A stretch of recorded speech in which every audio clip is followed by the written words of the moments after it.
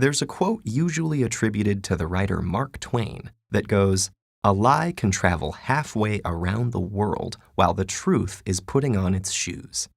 Funny thing about that, there's reason to doubt that Mark Twain ever said this at all, thus, ironically, proving the point. And today, the quote, whoever said it, is truer than ever before. In previous decades, most media with global reach consisted of several major newspapers and networks which had the resources to gather information directly. Outlets like Reuters and the Associated Press that aggregate or re-report stories were relatively rare compared to today. The speed with which information spreads now has created the ideal conditions for a phenomenon known as circular reporting. This is when publication A publishes misinformation, publication B reprints it, and publication A then cites B as the source for the information. It's also considered a form of circular reporting when multiple publications report on the same initial piece of false information, which then appears to another author as having been verified by multiple sources.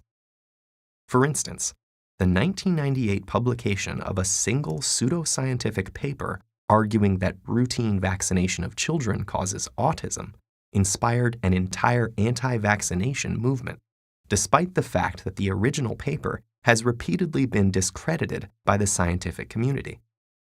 Deliberately unvaccinated children are now contracting contagious diseases that had been virtually eradicated in the United States, with some infections proving fatal. In a slightly less dire example, satirical articles that are formatted to resemble real ones can also be picked up by outlets not in on the joke. For example, a joke article in the reputable British Medical Journal entitled "Energy Expenditure in Adolescents Playing New Generation Computer Games" has been referenced in serious science publications over 400 times. User-generated content such as wikis are also a common contributor to circular reporting. As more writers come to rely on such pages for quick information, an unverified fact in a wiki page can make its way into a published article that may later be added as a citation for the very same wiki information, making it much harder to debunk. Recent advances in communication technology have had immeasurable benefits in breaking down the barriers between information and people. But our desire for quick answers may overpower the desire to be certain of their validity.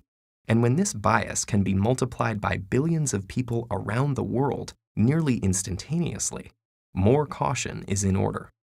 Avoiding sensationalist media, searching for criticisms of suspicious information, and tracing the original source of a report can help slow down a lie, giving the truth more time to put on its shoes.